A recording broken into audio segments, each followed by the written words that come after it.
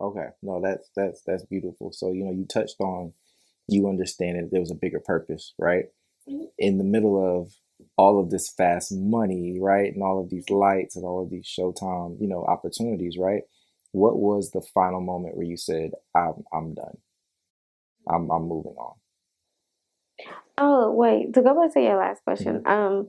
dancing in heels as a go-go dancer, all those hours, it just gave me more strength to like dance in Mm. heels for performing wise. You know what I'm saying? Like, but it all paid off hand in hand. But now going to your No, you're next good. question. You good. Um, oh, and to answer your last question, I'm so sorry. Doing the different forms of dance, it makes you just very diverse and different. So it's crazy how you can do a little twerk, but then you can get real sexy and do like a little soft ballet motion. It's just like, oh dang, that's sexy, that's different, but it makes sense. Like how she do that? Like how did she know to hit that hard and then go soft? You know. But each category makes you like just a gumbo all together, and you just fire. Now to your next No, no, question. no. No. You reminded me of a question, right? So you talked about that, right? Being able to switch that, right? That form of sexiness. How did this affect you romantically, right? Being, this Good known, question. having this amount of attention, right? All these guys in front of you, right? How did this affect you, in a romantic sense? Like, could you trust the people that were coming in and seeing you? No, Did you shelter yourself off, or you were like, you know what? I'm a little more open for this, right? Talk to me. How did it affect you? definitely. No. Uh, I'm an introvert.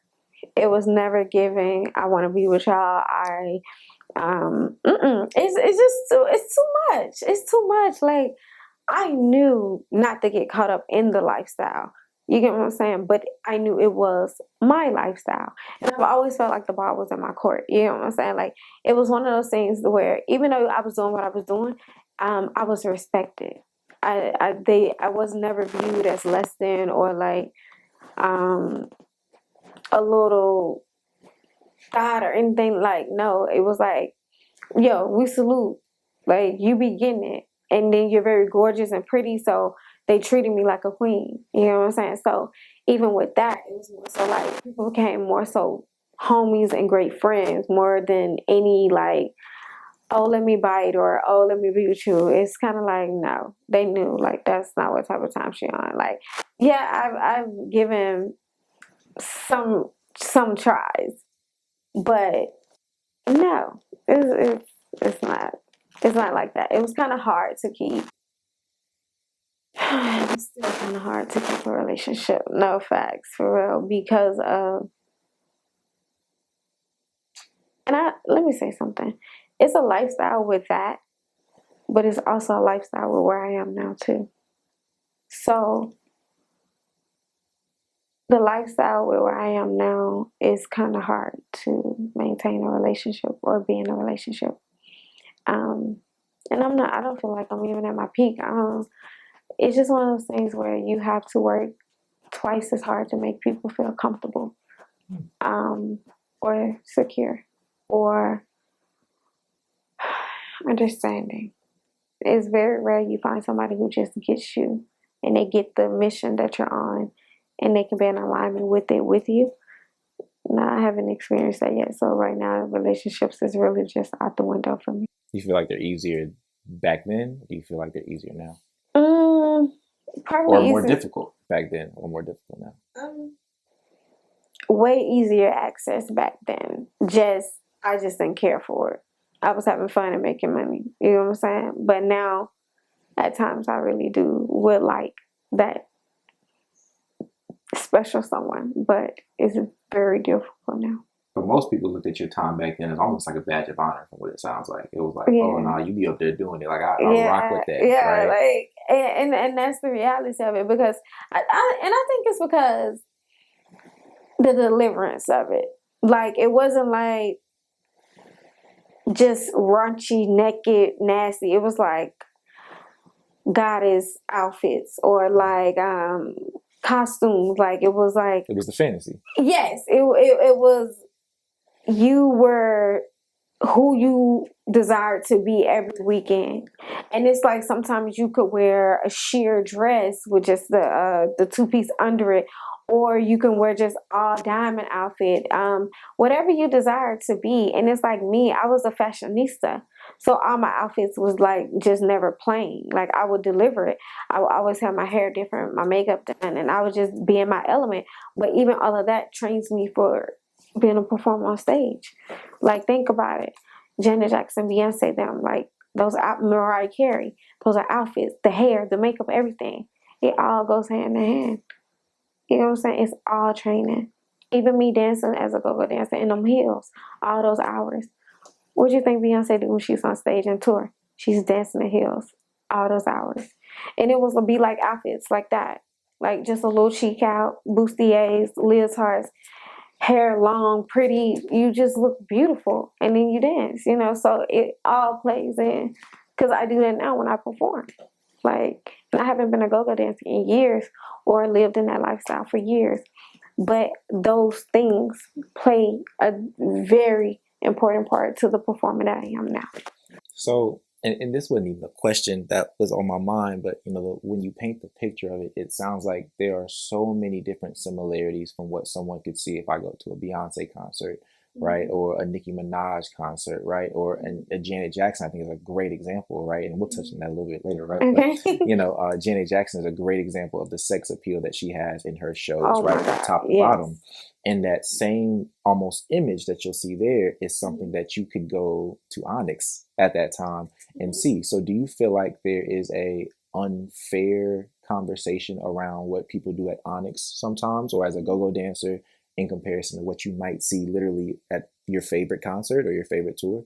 Because it sounds very similar, but it seems like they're two completely different thought process. Yes. I want people to see them. Yes, most definitely. Because of the element of it, the environment of it. They're doing it on worldwide stages in front of the class of it, I would say. It's a tour. There's nothing wrong with doing that. That is a tour. It's a worldwide sold out tour. It's a concert. It's the BT Awards. It's the AMAs. It's the Billboards. You get what I'm saying? So it's basically, to keep it 1K with you, it's the stage that is set on. This stage over here is at a club.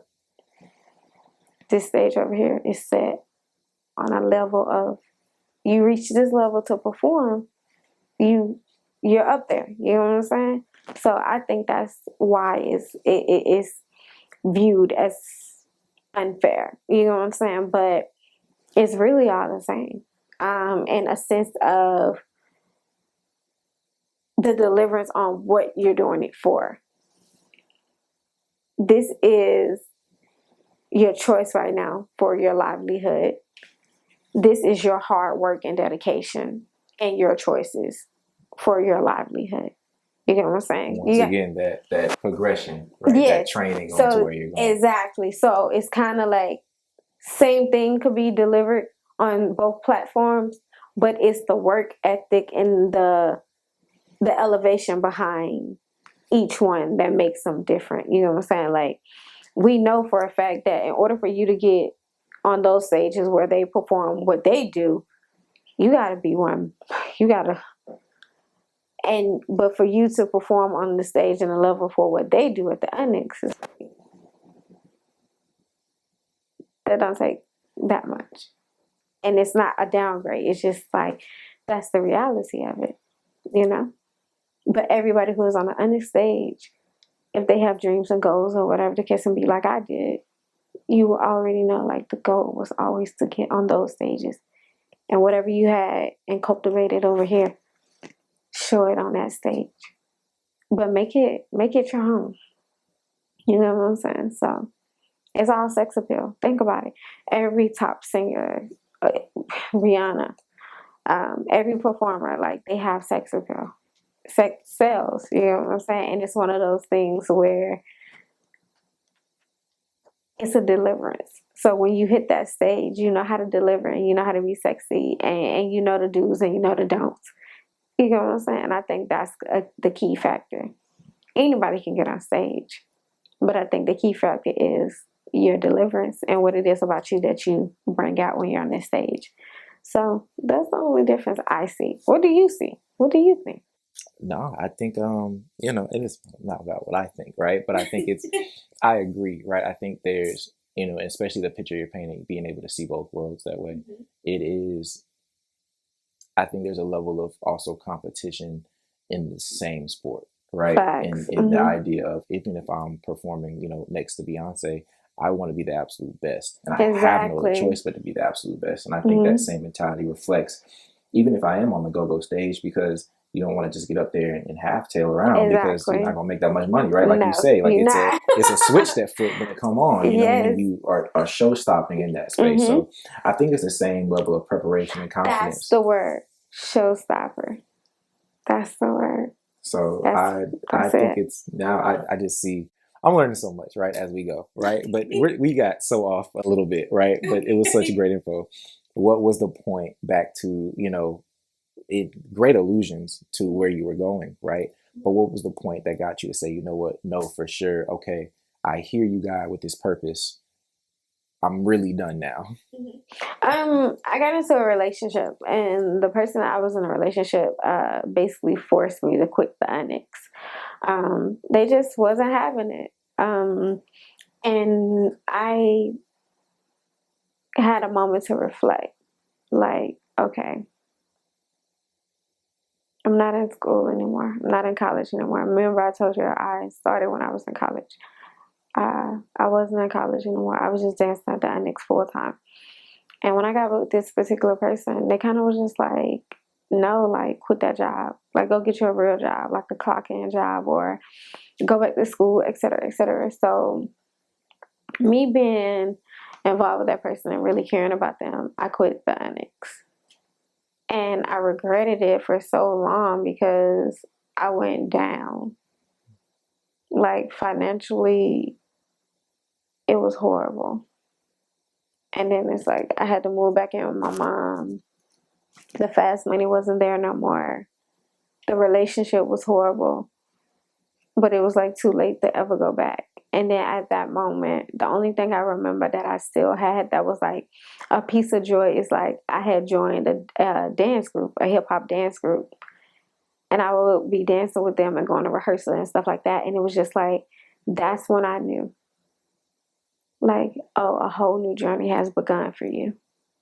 So the distractions are gone now. So how long between that point and the point where you make the news for standing in the middle of the street, right? Oh, wow. with Birmingham's finest helping you, right? Auditioned for Janet Jackson, which I think is one of the most beautiful stories. It's your story, so I'll let you tell it. How does that point get you to that moment? That point got me to that moment because, drum roll please. Okay, just playing. But it's so crazy when I joined the hip hop dance group called Alumni. My first year, I sucked. Because mind you, I told you, my mom didn't pick me in training. So I was never a trained professional dancer. I kind of just always had the gift and the talent, and I just ran with it naturally. So I didn't know anything about choreo or like choreographed dancing and stuff like that. I knew nothing about that. It was when I got with this group and they was like doing these routines, and I'm like, wow, this is so hard for me. Like, I was horrible. Like, it was like, I thought you said she could dance, and everybody like, she can dance. So when we do freestyles, oh, I'm a beast. I would just show out. Freestyle. I just naturally do what came in. But then when it was time to do choreography, I sucked. I didn't remember the moves. I didn't get it. It was just like hard, very hard for me.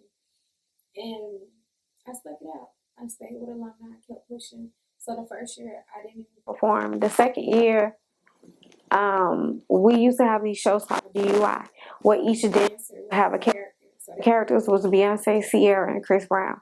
The first year, I couldn't do it. I wasn't good enough. I got picked on. I got bullied. Everything. And I think that's like the first time I ever really felt like I was bullied. And it was like, wow. I go from popping as an onyx and making buku money to now I'm getting bullied at a dance rehearsal. Like, did you know? Like, it was a new life for me. You know what I'm saying? But I just kept going. I kept going. I kept going. I kept going. And mind you, I was back living in the projects when all this was taking place. So I'm still going. I'm still going. I'm still going. And next thing you know, like, I got good. I got real good. So was the next year, they did DUI again. And this year they added Janet Jackson as a character. And I was Janet Jackson. So once I was awarded the position to play Janet Jackson, that's when it really turned up for me. I had to embody her. I had to study her. I had to learn her choreo. I had to tap into make sure I knew the lyrics for the songs. And I think at that moment, when I performed her for the first time, people lost their mind. And it was crazy that 4 years later, I'll be literally dancing with her. But I never would have thought. And it's crazy, like, they was like, yo, it's so crazy. You played Janet Jackson at the DUI. And now look, they say it. I don't even think people know that. Like, Janet Jackson was the most intense part of that show. And everybody said it was their favorite part. But I never knew, like, it built something in me to where it's like, yo, Janet Jackson is iconic. And I'm playing her. And this is my second to third year being with the group. And when I first started, I was horrible. But now, 2 years in, I get one of the lead roles in this Janet Jackson. I knew then, like, I can't stop. Whether they bully me, whether I don't get it, the first couple of times, I gotta keep going. And when I did Janet Jackson, like, I left my heart on the stage, like, in every scene. Then from that moment, I kept dancing, I kept dancing, I kept performing, I kept going, I kept going. And the next thing you know, my dancing started picking up in the city to where I didn't never go back to dancing at the Onyx anymore. I didn't go back to doing parties. I didn't go back to the script at all. Like, that part of me was done. And I knew what I wanted. I knew what I was, my capabilities, and I knew I didn't want to let that go. But I was upset because the financial part, I'm like, whoa, you've been doing this for so long, all these years. Like, imagine making money like that, and then you gotta revert your life to go get a 9 to 5 and try to do right and start over. It's like, oh, baby, what you gonna do with like $500 every 2 weeks or $800? Okay, so with all that being said, how does this amazing journey end up hearing about this audition for Janet Jackson, right? And how does your life change after that? So I heard about the Janet Jackson audition through multiple friends. Janet Jackson posted the audition to her actual Instagram page. And when she posted it to her Instagram page, everybody was tagging away. They sent it to my DM on Instagram. They sent it to my phone. Like, they sent it on Facebook. Like, everybody who knew me and knew I was a dancer, sent it to me. And was just like, yo, Jen just have an audition. You need to do it, you need to do it. So at that time, my best friend at the time and then my homegirl, they was just very persistent on like, yes, you need to give it a try, give it a try. And in my mindset, I'm like, yo, this is a worldwide audition. Do you not know how many dancers it is in the world? Like, no, it's a waste of time. Like, no. And one thing led to another. When something is for you, it's very true. When it's for you, it's for you. And that's facts. So after I heard about the Janet Jackson audition, one thing led to another. That was not even my audition tape, was me dancing in the middle of the street, downtown Birmingham, Alabama, with the help of Birmingham finest police officers. And if it wasn't for my sister Shadaria telling me to submit that footage as my audition tape, I don't think I would have made it, because that was just amazing how all that worked out for me. I couldn't have wrote that out. Like, I couldn't have wrote that out. So I found out about the audition. One thing led to another. I was forced, basically, because I kept prolonging. I was just like, no, we got to shoot it perfect. Like, I got to shoot it in the studio with a mirror and some lights, and we got to shoot it perfectly. Nah, God had a different plan. No, you're going to shoot it in the middle of the street, and you're going to have a story behind your audition. So that happened. And then, for everybody who don't know, okay, what happened? I was in the middle of the street. The police pulled over. I ended up dancing. because he asked me what I was dancing in the middle of the street for. I told him I'm just trying to do an audition for Janet Jackson. I was just playing in the street, freestyling, and he gave me an opportunity to really dance out. I really danced in front of the police officer. He cut the lights on for me. My friend recorded the video. That video got posted to Facebook. As soon as it got posted to Facebook and I told the story in the caption, the video went viral, and my life has never been the same since then. It went so viral that it caught the attention of Janet Jackson and her team, and I ended up being the finalist to dance with Janet Jackson at the 2018 Billboard Awards, where she received the Icon Awards. How iconic is that? From the Onyx Coco dancing private parties to now you're dancing with Janet Jackson while she gets the Icon Award. And I had just played Janet Jackson like 4 years before that. This is crazy. It's a wild cycle, huh? Yeah, like, now that I'm saying this out loud, it's like, wow. Whoa, that ain't normal. Like, this is not normal. Like, how it all happened. Like, what are the odds of that little project girl winning out of 75,000 people worldwide? So ever since that opportunity, what has your life looked like since? It has, I would say it took me to a place of exposure that I've never felt or experienced in my life. That's tough. It took me on a high that I've never felt. It took me from, even if I wanted to be normal, that story alone just isn't normal. And it's like, no matter how many years pass away, it still is a mind-blowing story to people who don't know. And it's still like, it's just one of those stories for history, for the books. My life has changed in so many directions because after that moment, everybody loved you. You know, everybody knew you. You're being reported in the UK.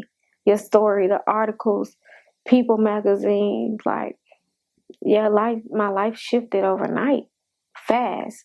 And it was one of those things where those same people who see me dancing and all that stuff in the clubs and stuff, they were experiencing this moment with me. The whole city of Birmingham, Alabama experienced that moment with me. It was like we all was like heart beating, like racing, like, wow. It just didn't take me by storm. It took everything by storm. You know what I'm saying? And my life was never the same because even in that moment, I was going through the process. It was a process from me posting a video and it going viral to everybody tagging Janet Jackson, to Janet Jackson team reaching out to me saying, hey, we're flying you to LA to audition. They experienced all of that. They couldn't experience the process of when they told me to come to LA. But when I dropped that flyer and said, hey, I'm dancing with Janet Jackson at the Billboard Awards, Birmingham, Alabama, went up. Like, that's when we all won. We all won. And it was just like, you can feel the energy of people through social media, like people crying. People just like, yo, I knew that girl was going to win. She deserved to win. You know what I'm saying? Like, strangers, the news people, everybody. Like, you got the whole, everybody rooting for you. She deserved it. We've been watching her grind. We've been watching her. We seen her dance at Dennis. We seen her dance as a dance girl at Miles College. We seen her do all the hair shows in the city. We seen her do the runway shows. We seen her. She been grinding. She deserved it. Like, that's the dynamics of it. And it just took my life and my career to a whole new level. And it's like, if I don't add anybody else to my resume, the fact that I have a Janet Jackson on my resume, it's just, you know what I'm saying? But it also added weight and pressure. So for you to go around and say you dance for Janet Jackson, like, they don't expect you to be less than nothing but great, even when you don't even feel like you're that great. So it added a pressure to me that I've never felt before. It's an expectation that comes with that. You know what I'm saying? Your life is not your own. And it's not just dancing for her. It's just the simple fact of the story, and then on top of that, all of it coming together. And it's just like, wow, whew, what's going on? And then you be realistic. You got naysayers and stuff like, oh, after she danced with Janet Jackson, she should have been blew up. Or it's okay, it was just a competition. Or okay, what is she doing now? What's next? She's still dancing with Janet. Da da. And it's like, hey, what up, little Janet? And it's like, it just it's ongoing. In positive ways, and sometimes, like, you know, in other ways. But you always have your negative and you always have your positives. But I think that moment just equipped me for exposure to a whole nother multitude of what God is about to do in my life. I believe He exposes you to give you a glimpse of what life can be. And I just don't think He exposed me to all of that just for me to just, like, it's nothing else now. So my life now is on the up and up. Yeah. I think you summed that up so well in saying, when I won, we all won. Right. So, you know, in recapping this whole thing, you know, you really taking us through a journey here, right? You know, in the beginning, you know, you said, you know, hey, it opened up my clientele. You know, it gave me an opportunity to relate from everybody from the Onyx space to me performing at, you know, the BJCC, right? Mm-hmm. So it seems like the city in itself has really gone with you from highs and lows to you know, hole in the walls to, you know, the largest stages, right? So, you know, when you got that opportunity, it was a win for not just you, it was a win for everybody. Facts. So looking back at, you know, this whole interview, right, and, you know, coming in and sitting with us today, which we thank you for so much. You know, you feel me? What impact do you want people to take away from this conversation? And hearing this story from you. One, know that everybody has a story and nobody book is the same. Everything happens for a reason, and your process is your process. Trust your process, and don't feel that the choices that you made at different times in your life is going to stop you from fulfilling what it is you're called to do. God may have to maneuver the plan to fit the choices you made, but it's still in alignment for you. Always believe, even when you're at your lowest moment. Believe. If you got a dream, if it's something that you see and it eats you up every day, that's there for a reason. Don't let that go. No matter how hard life gets, no matter how hard it seems like you just won't make it, or no matter how messed up your circumstances are, just keep pushing. So when people watch this interview, I want them to know that I'm human. I want them to know that I'm not normal. I'm very rare, and I know that I'm here to be a difference in this world. And I want everybody to tap into their difference. Everybody's uniquely made. My story is not your story, but this is my life and this is my story. And overall, live with no regrets. Like, whatever you do, it don't matter. Nobody can judge nobody. So live with no regrets. Tap into your gifts and your talents and your calling, your purpose, and live your life. You know what I'm saying? And love is number one. Like, love and loyalty. Just love. It's so good. But overall, that's what I want people to take away from this interview. Always be yourself. Know who you are. Don't let nothing change you. Don't let this world change you. Don't allow nobody to tell you what you can and what you cannot do. If you put your mind to it, you can do it. If you practice, you work hard, you can do it. And just please know it's not going to be easy. And everything comes with a price. And greatness is not cheap. So be prepared for it. Because it's a lot. And it's okay to cry. It's okay to cry. You know. I definitely want the world to know that. It's okay to cry. And just tap into who you are, you know. Overall, that's what I want them to take away. And that's it. All right. Well, thank you so much. That's in the books. It's in the books. You feel me? That real quick. So, peace. Okay, now boom. Yeah, what's up? This your girl LaLa D'iore, and I just finished an amazing interview. But to give you a little more about me, you can follow me on Instagram at LaLa_Diore. I'll be posting all of my dance videos, dance classes that I teach here in Birmingham, Alabama. The name of my classes is called Power Moves. It's empowerment and encouragement through dance. I just want everybody to come to my class, embrace themselves, and tap in because we perform. So it's going to be heels and it's also going to be hip hop. And just stay tuned. There's so much more to come. You can follow me. No, you can add me on Facebook at the same LaLa D'iore, LaLa_Diore. Add me on Snapchat. It's the same LaLa D'iore. YouTube, and you can Google me. And just stay tuned. It's so much more to come, and I thank y'all for tapping in with me on this journey. And I love you all. Peace.